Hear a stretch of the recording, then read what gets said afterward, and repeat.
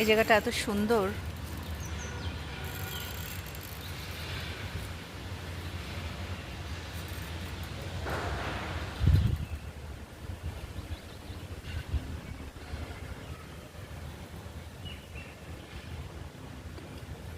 Come and quite.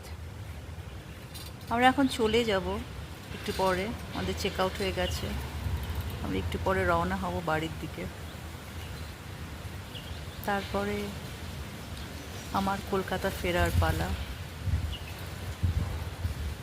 কালকের দিনটা থাকবো, পরের দিনকে বাড়ি। কোথাও বেড়াতে আসলে পরে যখন ফেরার টাইম হয় তখন বেশ দুঃখ দুঃখ লাগে বেশ। টাটা।